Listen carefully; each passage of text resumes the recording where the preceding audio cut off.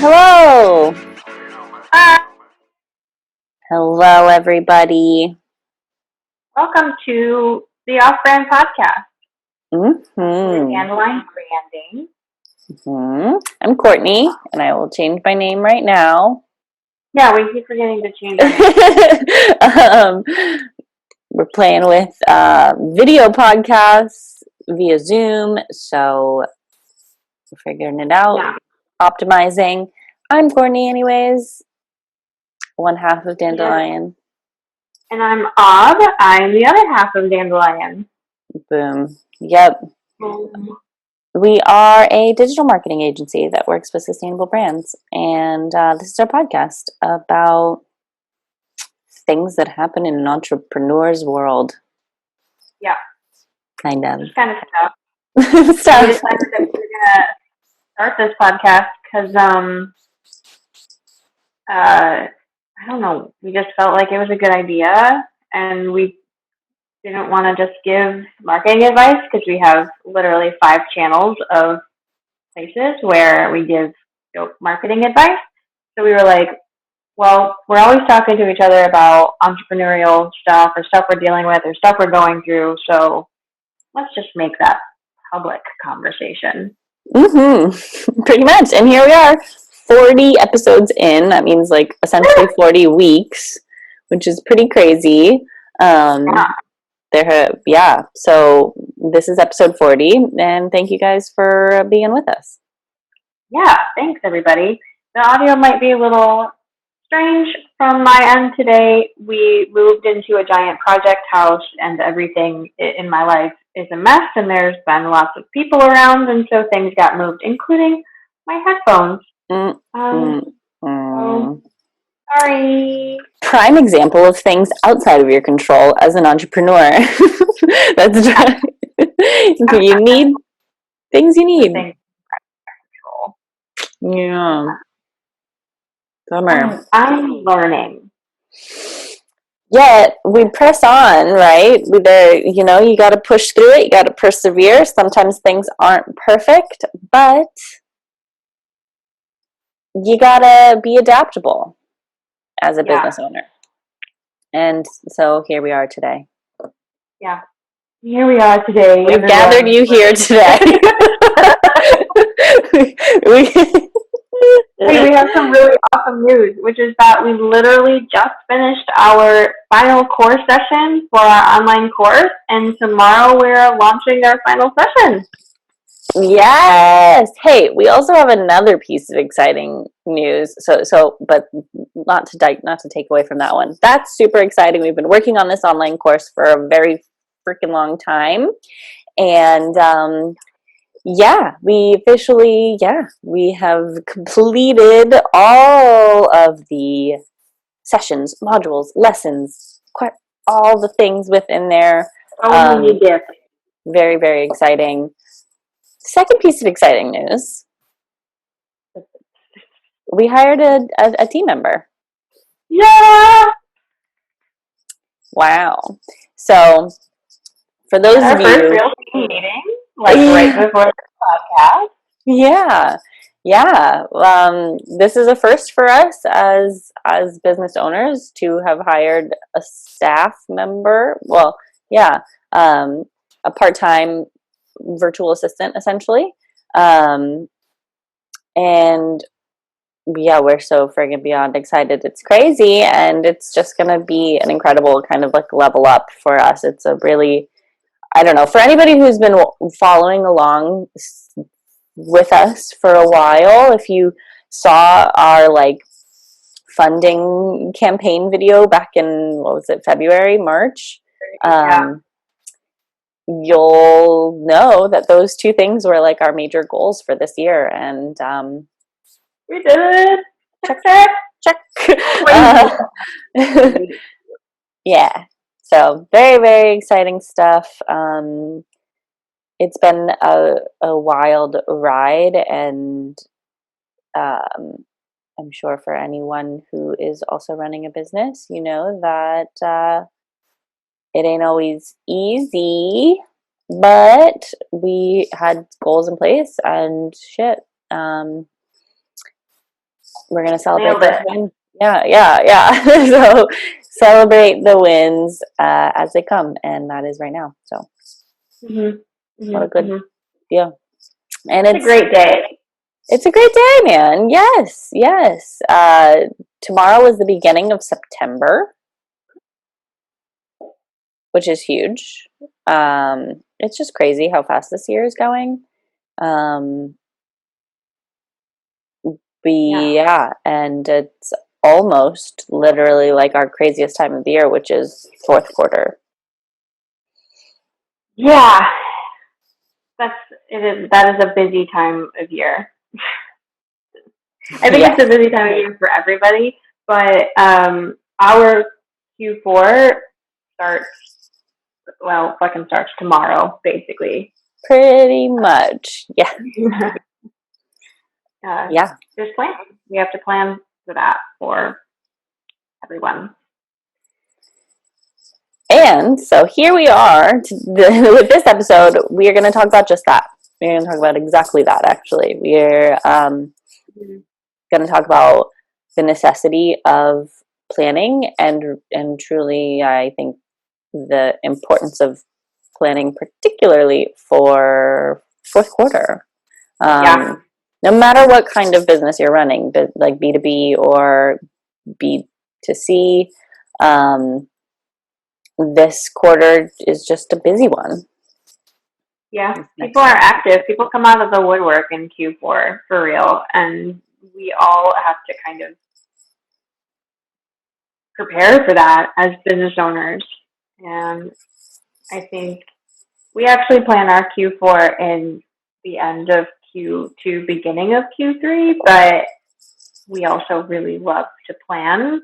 Not everyone likes that. So we start to tell people at the end of August, beginning of September, hey, it's time to plan. And then, the message gets through at like the end of September, middle of October. But I think like we just wanted to have this conversation on the podcast because we have it every year where we're like, seriously, people need to start fucking planning right now. What are you even doing? What are you doing? Like, fuck September and honestly, fuck October. You need to be planning for November and December. If you're flying by the seat of your pants right now, keep doing it for 2 months and double down on your holiday planning, period. Yeah. Because that's going to do more for you than trying to plan for next week, basically. Yeah, I think that's a good point that like it often comes too late when people start to realize, oh shit, I want to bring in more sales in this holiday season. How do I stay competitive? And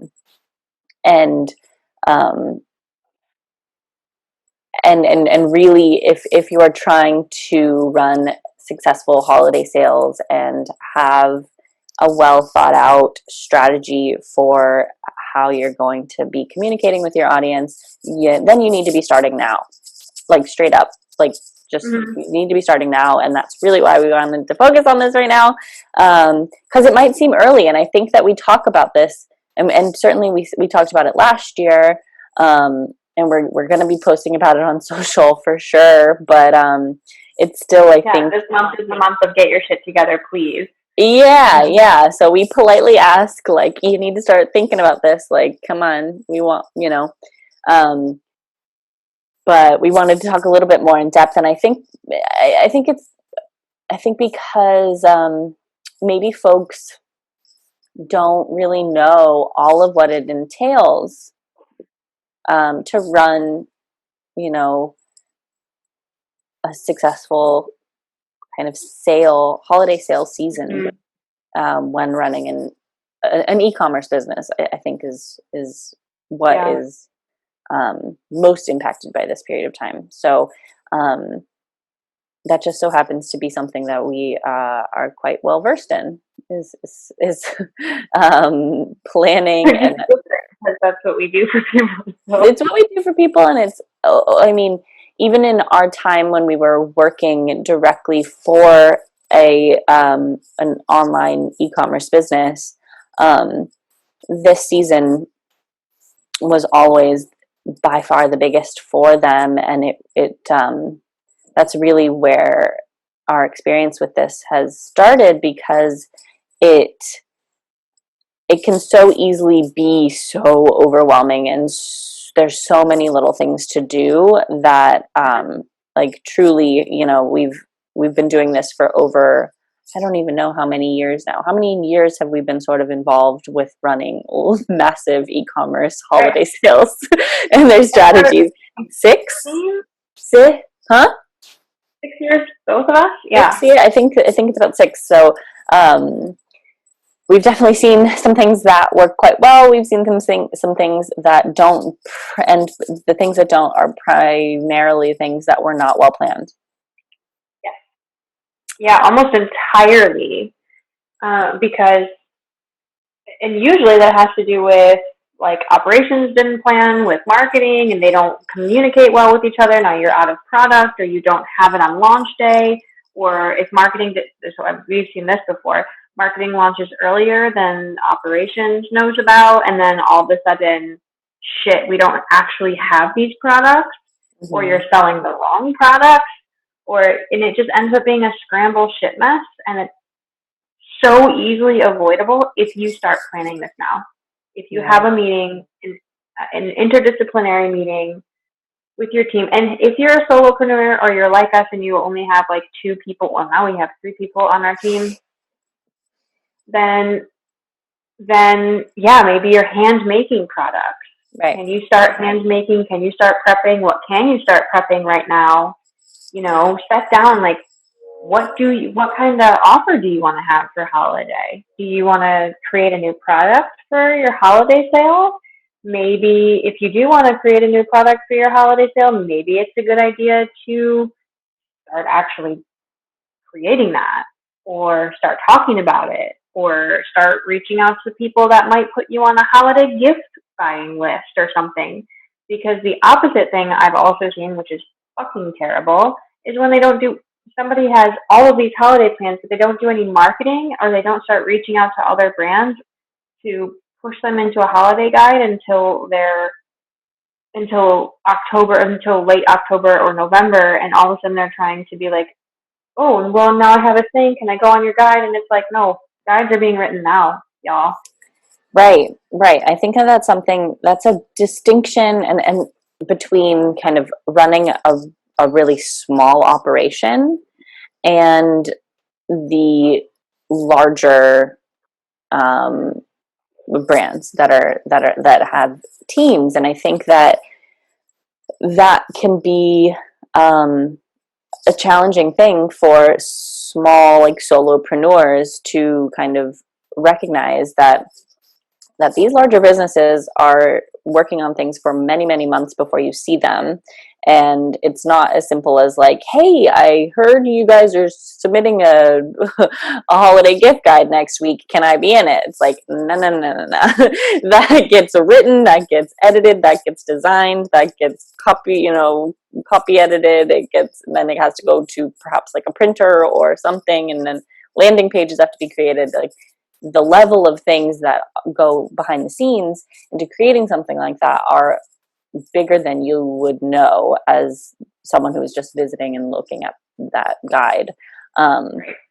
So yeah, I think that's a really good point, of that, like, if you are interested in getting into some of these holiday gift guides, right now is a really great time to be reaching out to businesses who might be creating those. And you could know whether or not maybe they're creating them by maybe seeing if they did it last year, or just reaching out and saying, hey, are you creating a gift guide this year? Would you be interested? That would be really cool. And if they, sometimes even just reaching out to brands that you would like to be included next to. Yeah. Or creating your own gift guide is a very good way. And then being like, can I put you in my gift guide? that's a very good way to grow your own audience, because every brand wants to be in a gift guide. Right. They want to be featured in as many places as possible. I think to take a step back, even like coming up with creative things to give away for free around the holiday season, like a gift guide, is a really solid idea. Not only is that helpful for your audience, but it's something that really solidifies your voice and your brand's values, because what you're putting in there, how you choose to come up with the other products to feature in that gift guide is really going to kind of set you apart. It's like, what kinds of products are you trying to feature? What kind of products do you want to surround your brand with? What are other comparable brands that you want your audience to maybe support? And that really gives you a cool opportunity to differentiate yourself from your competitors. Like, I want to create a plastic-free brand gift guide for 2020 or something like that. Honestly, it's a really good idea. But like that specific of plastic free, that's the differentiator. That is really where, whatever it is that your main brand value is it all natural? Is it organic? Is it cruelty free? Is it Black owned? Is it minority owned in general? Is it women owned businesses? Is it I mean, the list goes on, right? Yeah. It can be. What do you do? What's your thing? Mm-hmm, mm-hmm. If you don't have a thing, you should probably send us an email to info@dandelion.branding.com, and we'll talk about it, because this is really important, but it's not what we're going to get into today. Not what we're talking about right now. Right. Yeah, that is true. Right. If you don't know yet what your competitive edge is with your products in your industry, please feel free to reach out. That is definitely something we're really passionate about, helping people find out and develop. But yeah, so kind of thinking about, what do people like during that time of year?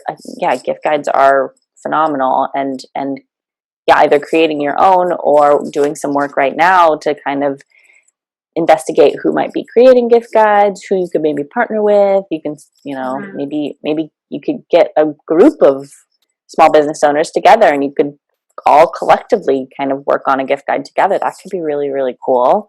Kind of helps spread out the work too. There's there's a lot of ways to do it. I want to make one. But there's a lot of ways to do it, and I know that it feels like a lot of work. One of our clients is working on a guide, and it's a lot of work, and we offer to help with that. But essentially, it's like this can take time if you start it right now. You can work if you start it right now. You can work on it an hour a week. Focus on emailing the people that you want, getting those conversations. But really, all you need to do is grab a product that you like from them, and some information about the product, the information about the brand. That's a couple emails back and forth. Work on it an hour a week between now and like October, the end of October, and then launch it in November. Like, you have 2 months if you want to build. And right now we're only talking about a gift guide, but that goes for any part of this project. Yeah. If you can spare an hour a week to have a bomb ass Q4 holiday season, you just can. And if you feel like you can't, you got to prioritize it, because this is going to make a huge difference for you. Period. Absolutely. Yeah. So, right. I think right now is the time where you can think creatively about what you want to put out there and what you think your audience would most appreciate.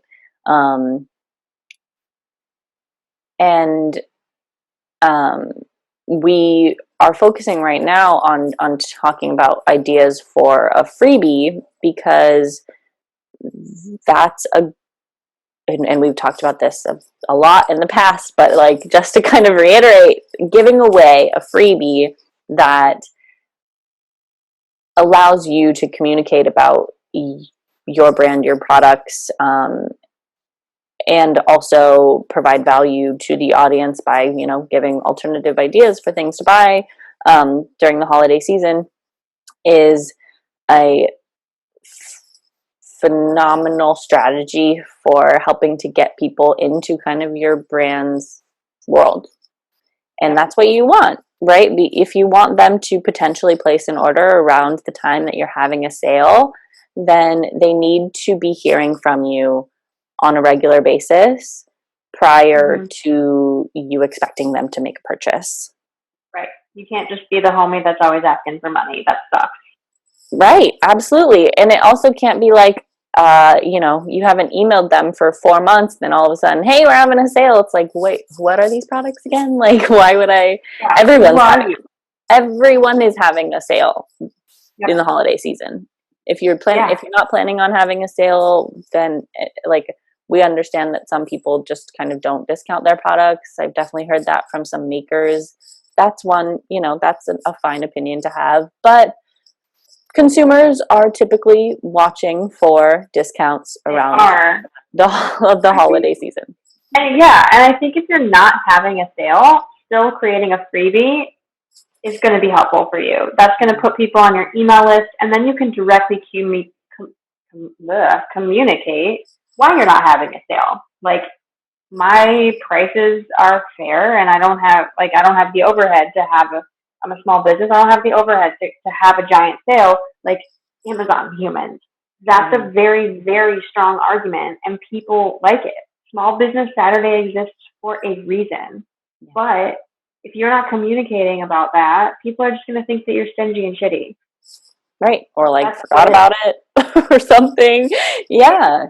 Yeah. And there are absolutely other ways to market your business around holiday times than to offer a sale. Like, you can create, you know, if you don't want to discount your products, then put together some sort of like a little holiday gift box or something. Make something that is unique to this time period, that is only offered for a limited amount of time.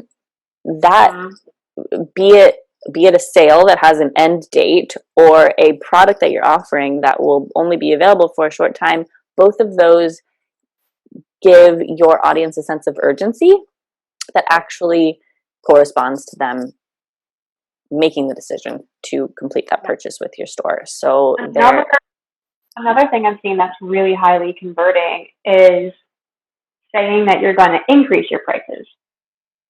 So if you want to run a holiday sale, but you don't want to discount your prices because of your overhead or whatever. By the way, if you can't run a short sale because your overhead is too low, your prices are too low. Basically, is what I think.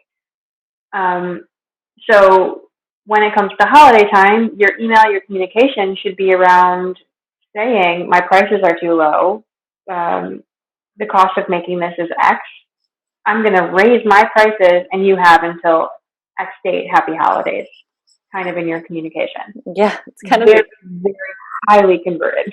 That makes sense. That makes perfect sense. Yeah, it's like an opposite sale, kind of, but like super urgent, right? It's like, this is your chance to get it at this price, literally ever. People are like, shit. Right.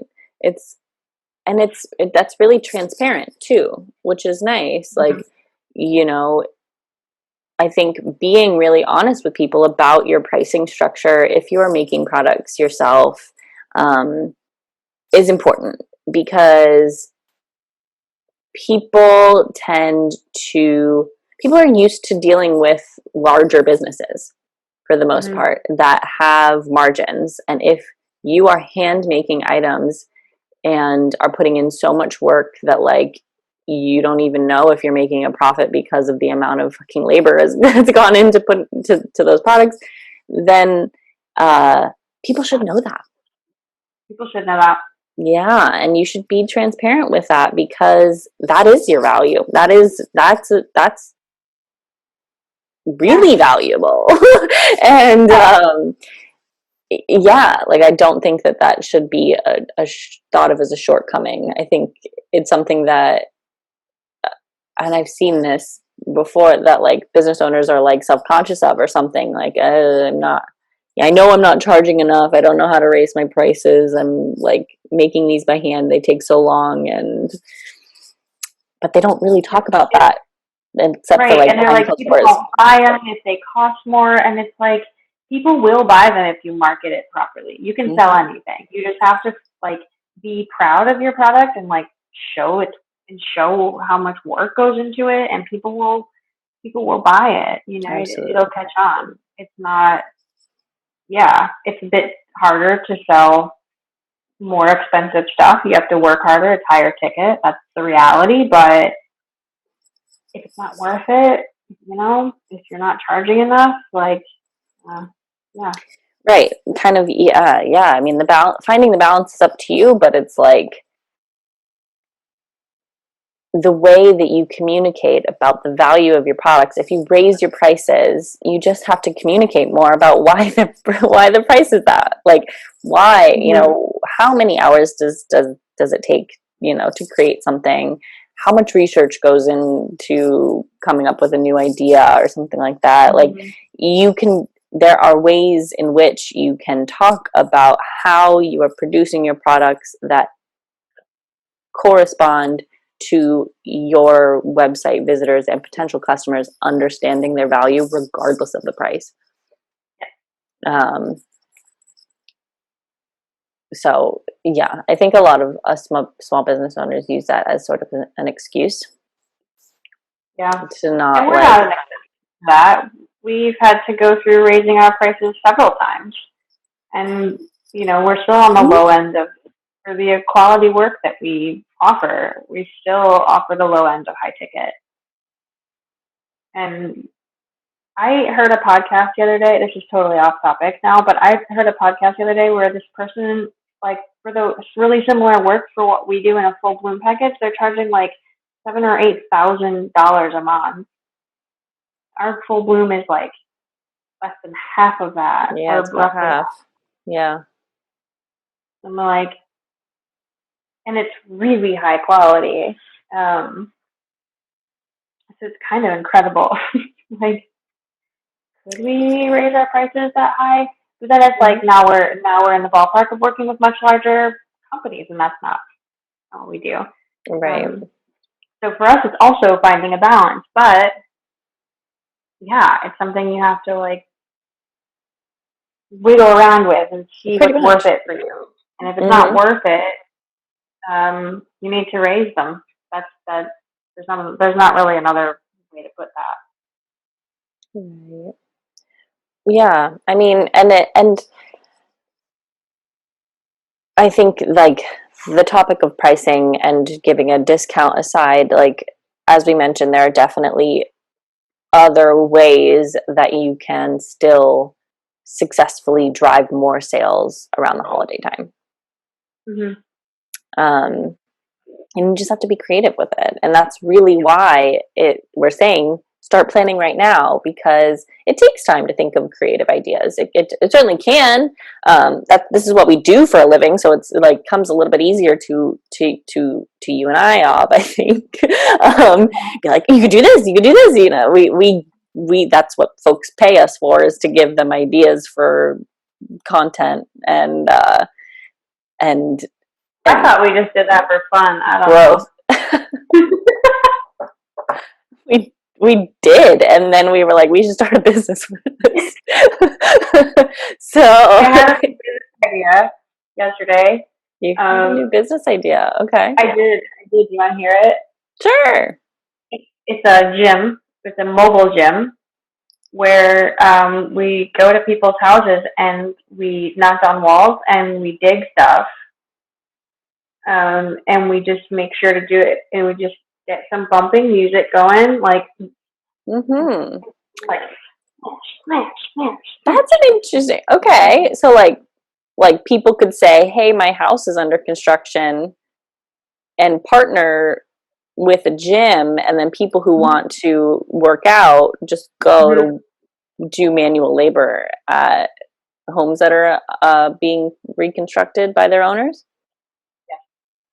Cool. Okay. It's like, yeah. I mean, really, what's the difference between like lifting weights and doing manual labor and construction? Literally nothing. Have you ever fucking dumped a wheelbarrow full of rocks? Because it's basically CrossFit. That is this muscle. I don't know what that is. It's been a long time since I've been to a gym,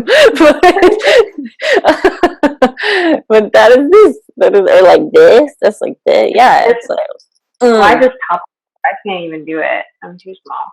I mean, it's not a bad idea. You're killing two birds, right? The people that are doing their own DIY home renovations have some help. People that are wanting to work now feel like they got to work out and also did something nice for the community. It could even be like a pro bono thing. It could be like we'll fix up your house. I like that. I think gyms should do that. I think so too. I like that. Yep. I don't want to start that business, but somebody should. Yeah, I know. Hey, somebody start that business. I'll probably hire you if you do it in another business. Oh man. Well, anywho, that's a good idea. That is clever.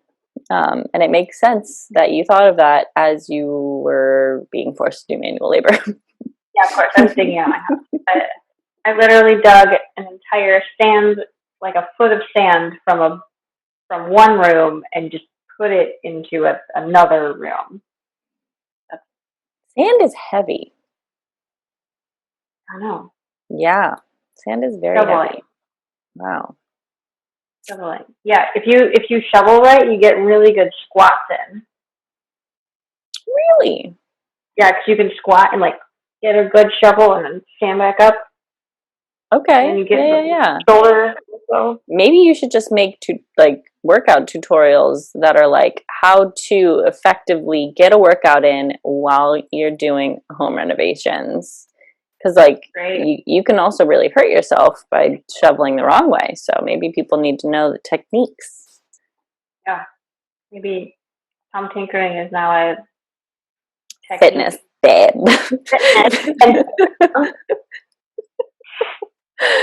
Oh man. Not make no, not a whole no. But that is a funny idea. Yeah. Anyways, yeah, probably wouldn't be able to have a holiday sale for that business, but maybe, right? It could be days because it's cold outside. Yeah. But we could do internal, YouTube videos, and we could run a free 30-day challenge to get ready for your house ready for New Year, New You. Yeah. So the challenge runs through December, and not only do you get a new 2021 bod, but you also get home renovation.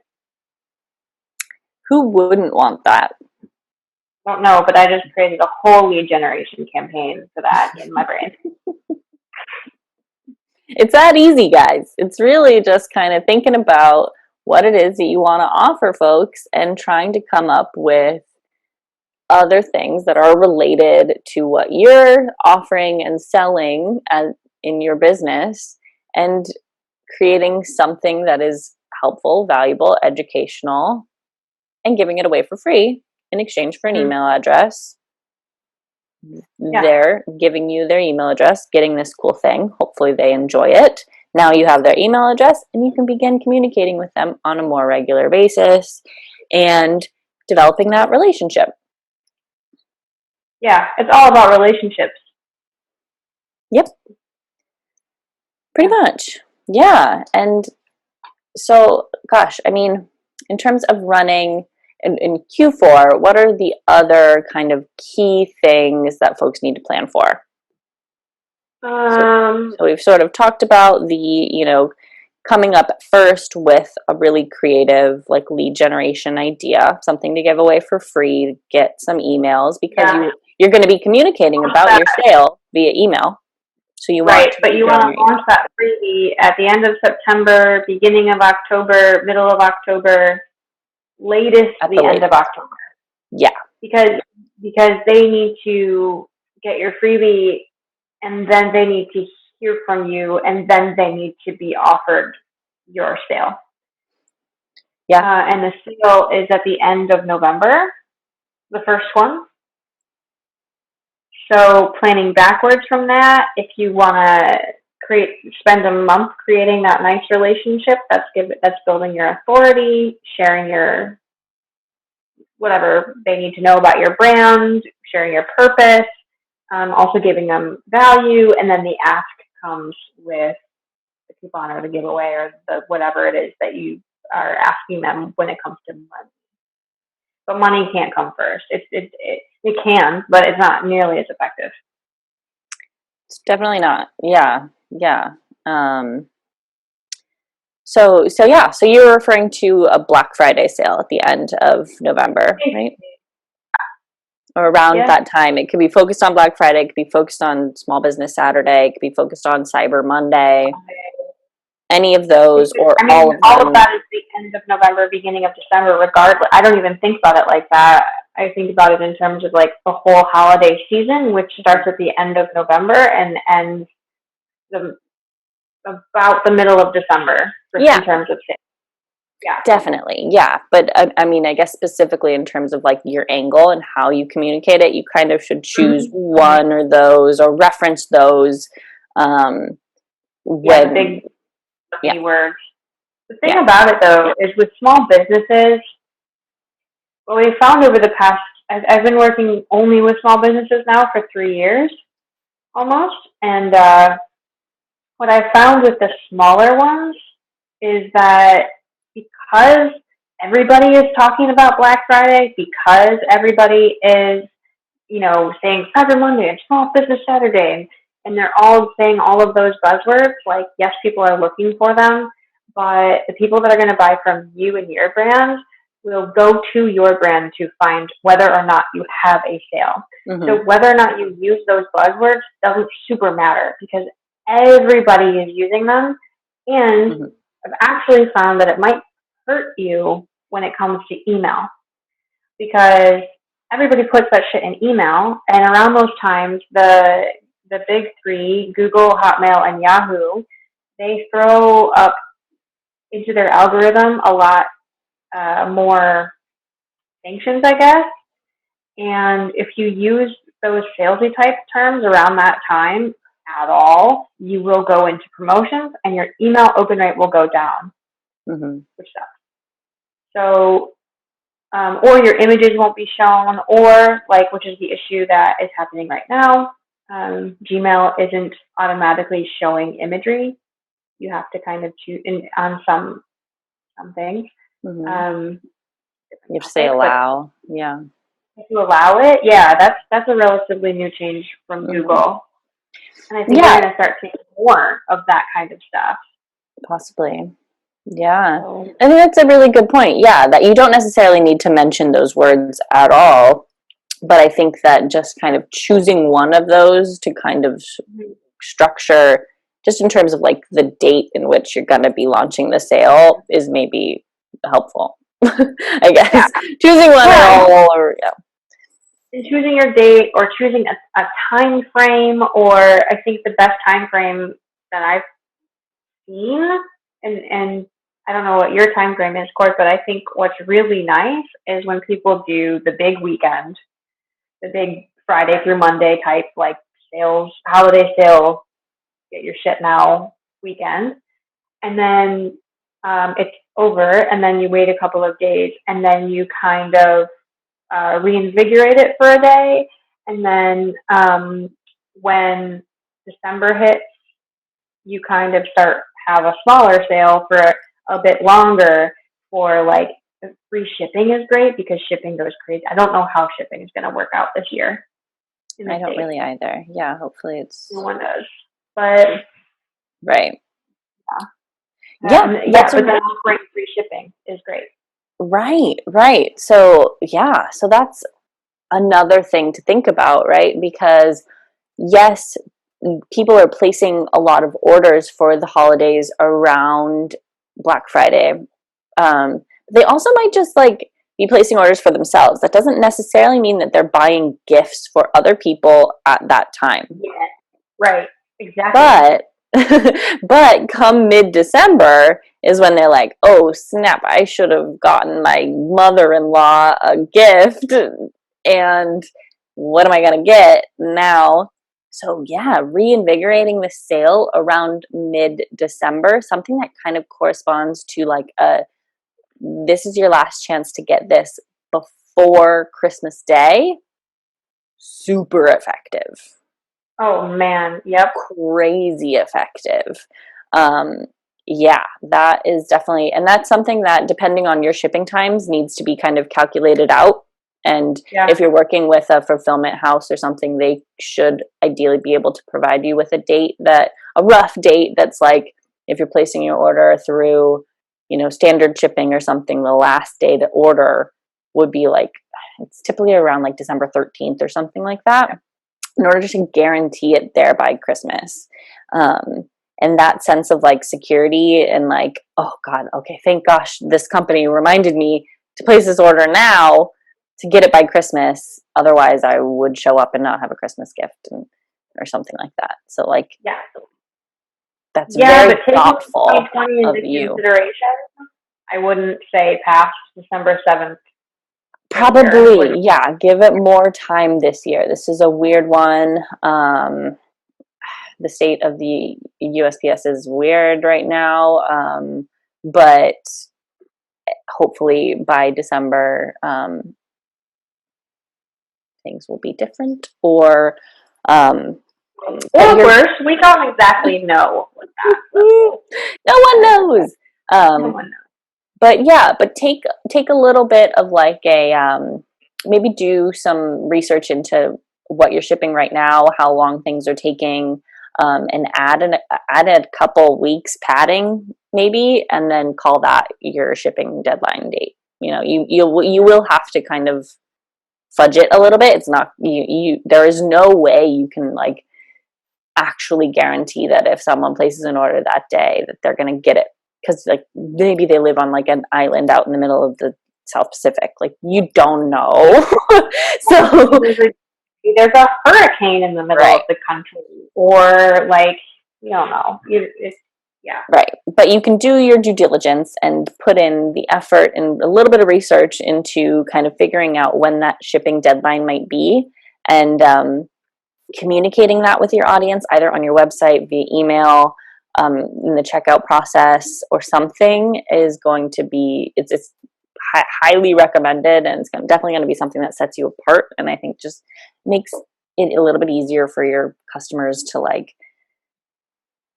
know. That's just like it's a nice ease of mind, I suppose. Yeah. Totally. Yeah. And all of that stuff that we just rattled off, this is our hobby, but it's also like what we do. It all takes planning, and it all takes like, it's September. We're talking about this now. How long would it take you to create a product that you could like give away or sell or whatever, for in 2 months from now, right? Like, it's time to start making that plan and getting it ready. And I think like in 2020, maybe we should have started having this conversation a month ago. It's hard to say what's going on this year, and I think it's a lot different than previous years, both because of the USPS and the shipping, but also because nobody can go anywhere to do the shopping. This is going to be the biggest e-commerce year in the history of ever. Mm-hmm.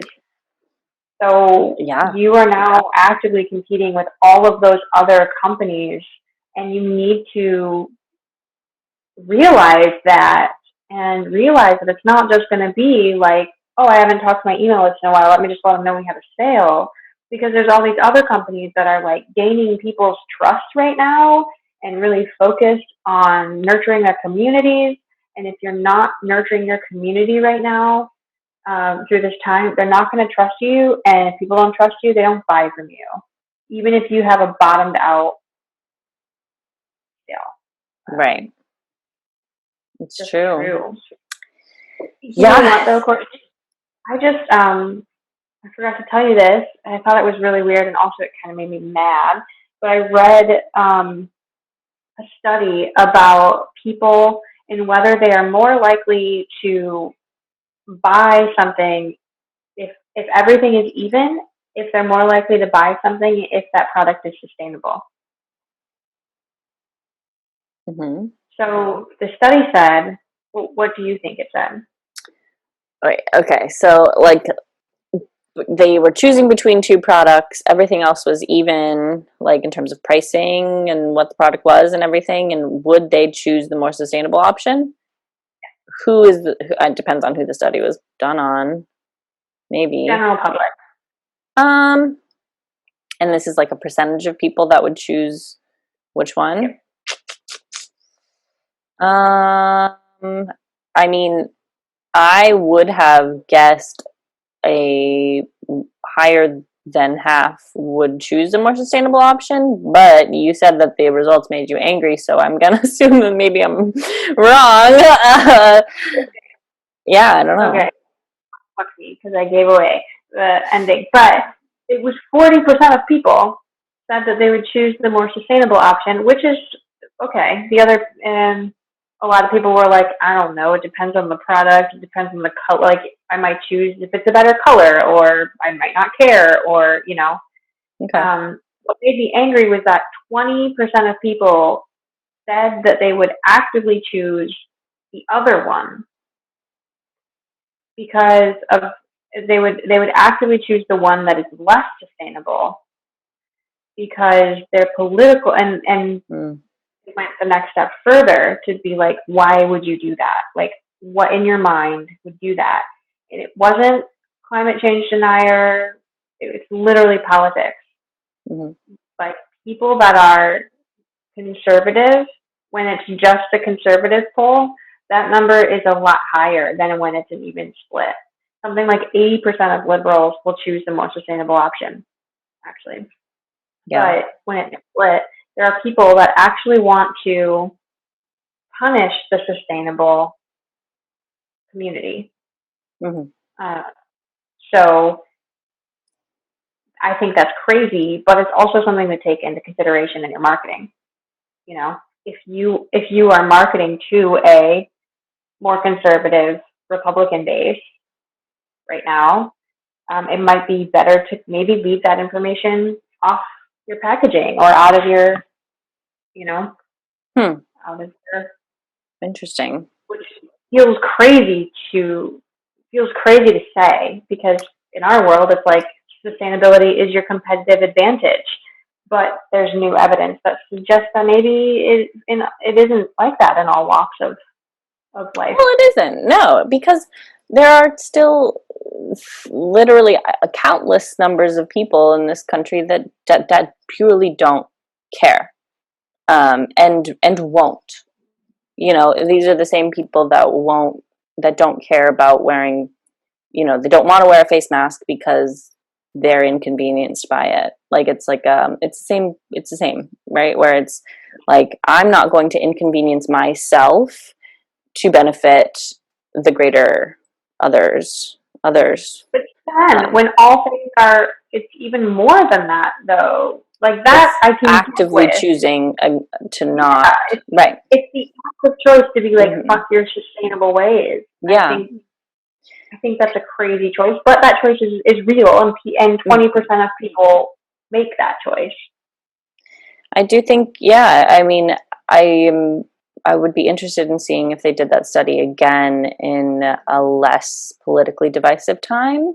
I know that politics in the U.S. are kind of always divisive because we are stuck in a two-party system that forces the two to always fight against each other.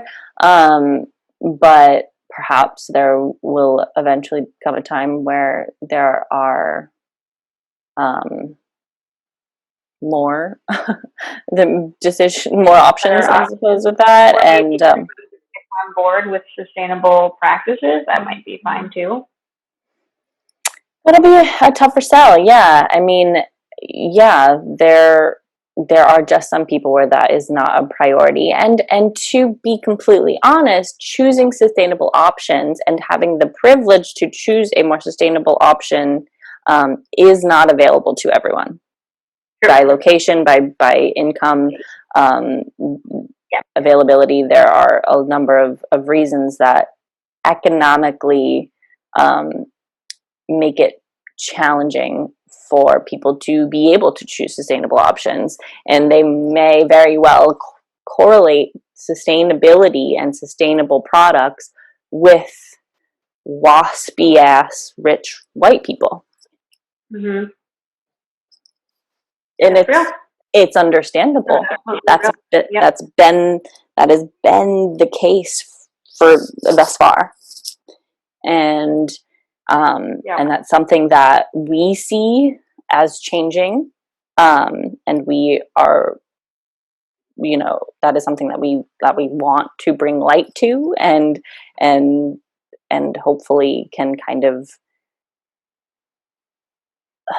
eliminate that at some point. That would be really cool. But yeah, that is a very real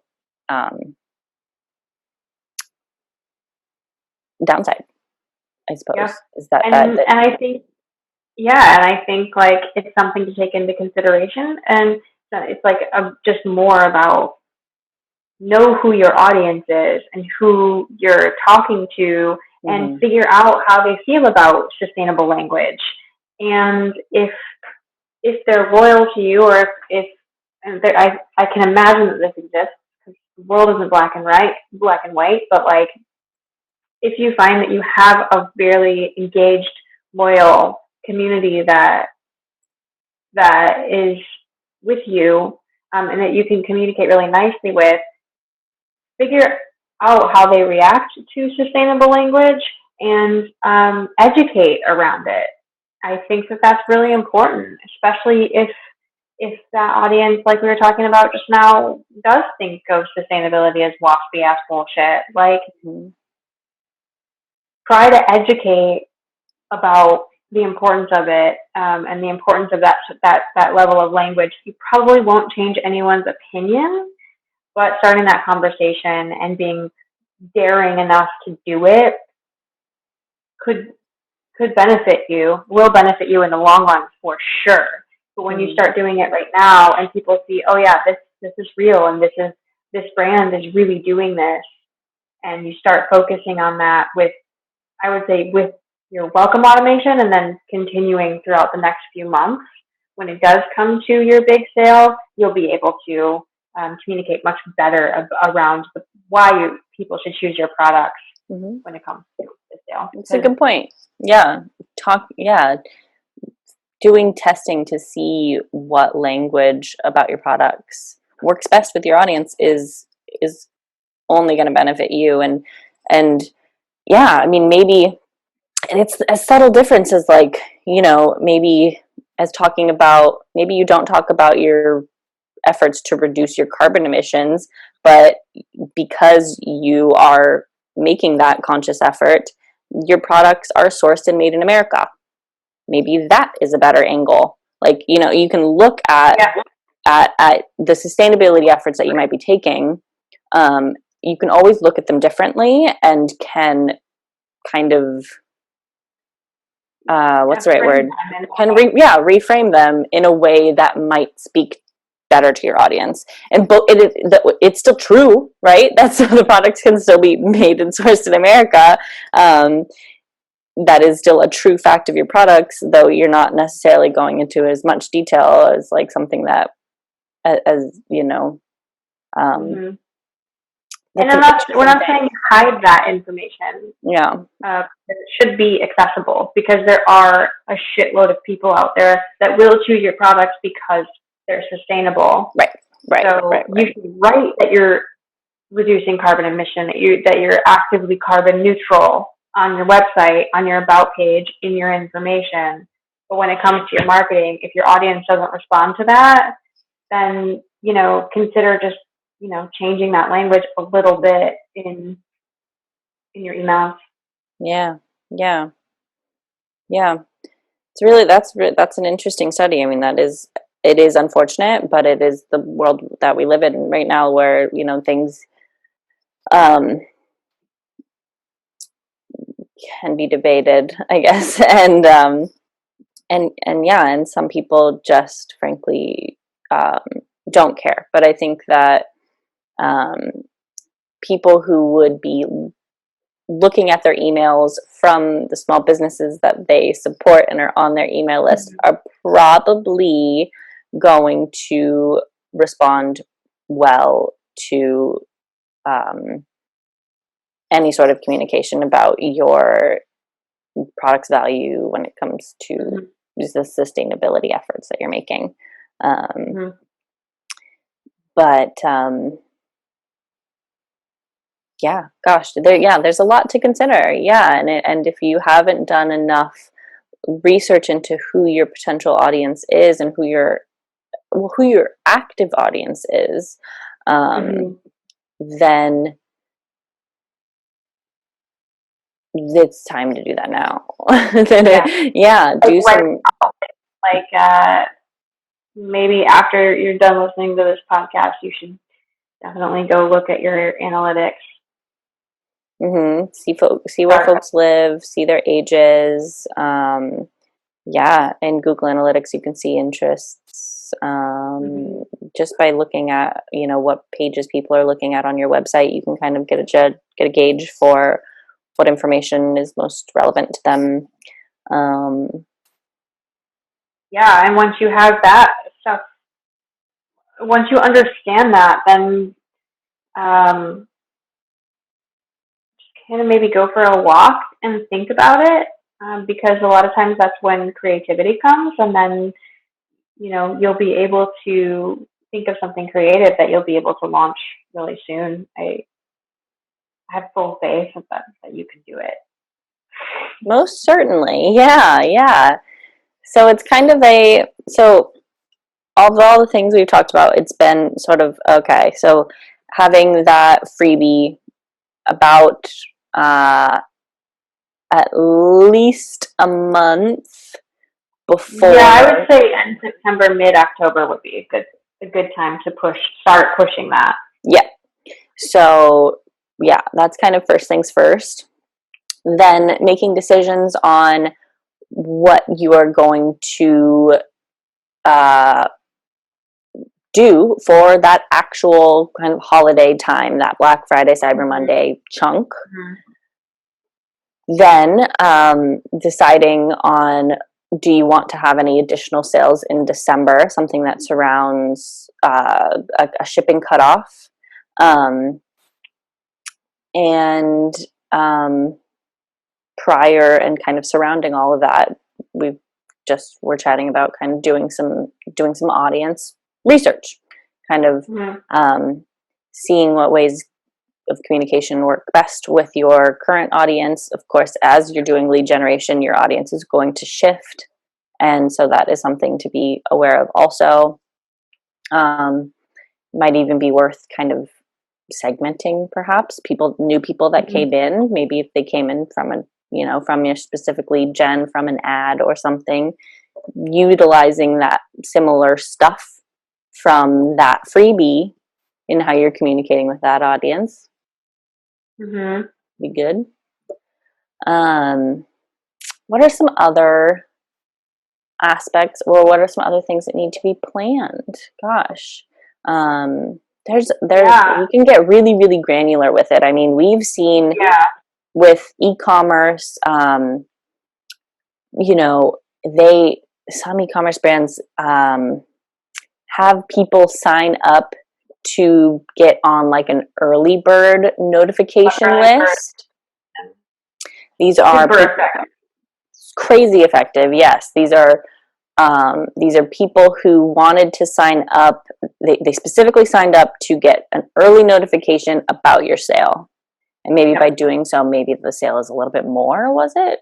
A little bit more, or yeah, it's a little bit more, or even sometimes if you don't want to do that, just saying that your products are limited. Right. Products are limited. Yeah. Yep. So getting people in on an early bird sale. But if you're going to run an early bird sale, then like that takes a shitload of planning, because then you have to have a specific list. You have to have a landing page. You have to have another landing page for the apps for the sale itself. Like, it's doable, but it's big. Yeah, it's doable. Yeah, I've done it, but I've done it a lot. But like, don't call us October 31st and ask us to, or do, that's fine too. But yeah, if you're going to plan an early bird and you're going to plan all of these other things, just do it now. And if you don't think that you're going to have time to do it and you need to hire someone, let them know now, because you definitely want strategic planners on your team earlier rather than later. Mm-hmm. It's so intense. Right. I mean, there's no shortage of ways that sales can be run during this time, or that marketing can be like creative marketing efforts can be pushed out around this time, and you really just have to kind of see what feels right for you and for your brand, and then make some solid decisions on the dates in which you're going to run all of those things, and work backwards. Absolutely. To make sure that things get done by that time, and that people are, It takes like 3 hours to make a plan, if that. It really doesn't take, it maybe take half a day to actually make your plan and work backwards, and like set due dates. Just do it. Just take the half a day. Mm-hmm. Maybe it takes a little longer. I don't know. I like planning. Right. I mean, we don't, I think that you can allot like a half a day for yourself to kind of brainstorm about it, come up with a plan, set some dates, make some notes as to like, okay, yes, sale is gonna be live this day. Okay, how are people gonna know about it? Like, don't forget about how you need to communicate about it outwardly. It's cool to make a bunch of plans about all your sale and stuff, but you need to also incorporate how you're going to communicate about it. This is something that can be forgotten, oddly enough. We've seen it happen. Right. I mean, you're going to want to create emails about it. You're going to want to talk about it on social media. You're going to want to potentially have something on your website that is specific to that sale, maybe a new banner, maybe a new, I don't know, like a pop-up or something. Having things that outwardly communicate about your sale are going to be really important, because you gotta bring people to the party. Right.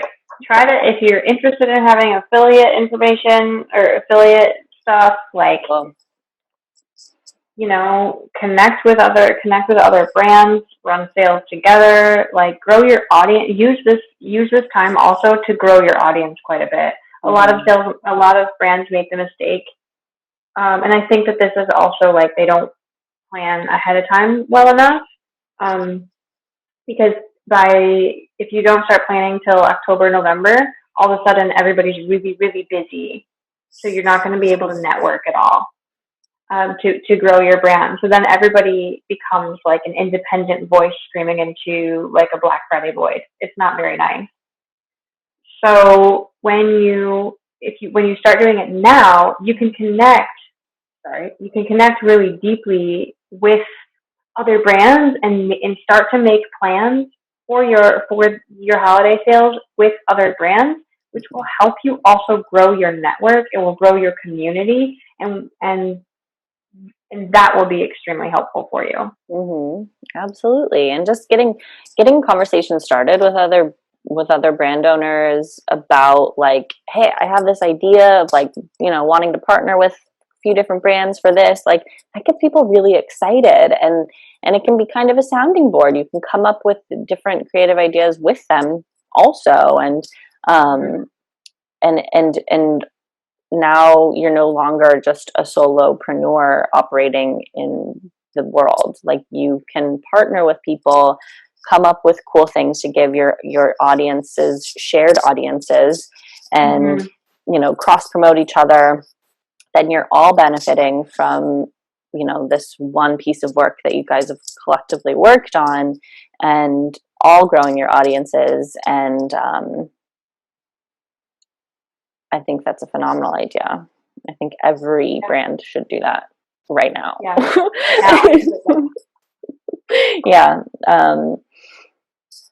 Yeah. I mean, a lot of what we talked about is specific really to product brands.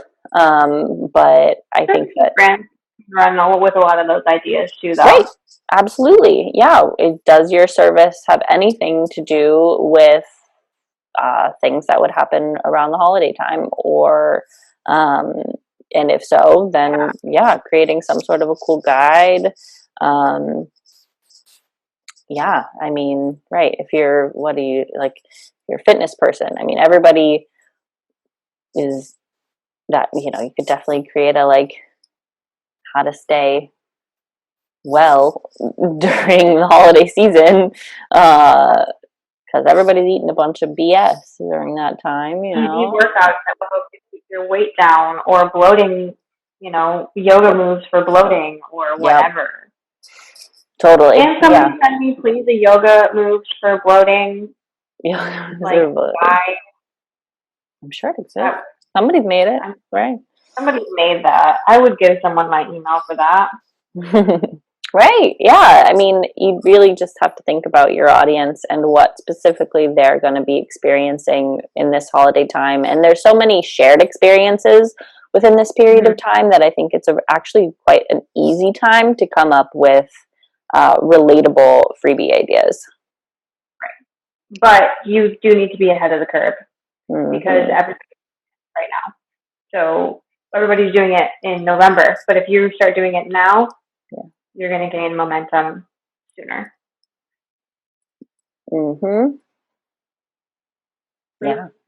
Yeah. So, gosh, I mean, I think we could probably talk about this for a really long time, but I know. I think that was primarily a lot of like what we really focused on in our experiences, and like that is what works. If you want to brainstorm at all, please feel free to reach out. Our email address is info@dandelionbranding.com. Yep, you can find us on Instagram, super easy, dandelion_branding. Oh, we changed our Twitter name. It's _the living brand. The living brand, yes. Yeah. That's going to be our new project that we haven't talked about. Correct. Yes. Stay tuned for information on the living brand. Stay tuned. No date yet, but it's in the works. Probably make a podcast about that in a few weeks, I think. Sure.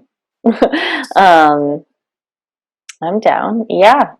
So let's get pumped, get planning. And if you're stumped or would like to brainstorm, hit us up sooner than later. The closer we are to the end of October, the less available that the two of us are individually or as a team, certainly as a team. So get your questions in early, honestly, and will be a lot more helpful to you because we can actually chat with you. We're really not It really is just us two. We have a new helper now, but it really is just. It is, yeah, yeah, and we don't want you to fly by the seat of your pants either during that time. So if it's like November 15th and you're like, oh, I want to start a holiday sale, we're gonna be like, well, you should maybe not do that, and then maybe focus on December. Yeah, so get a move on. Yeah, just yeah. I think it is a new month starting tomorrow, so put in some time in your calendar to start thinking about the rest of the year and really kind of what goals you want to put in place. And yeah, we're here to help if you need anything at all. So please feel free to reach out. And cool. Thanks for watching, everybody. Bye.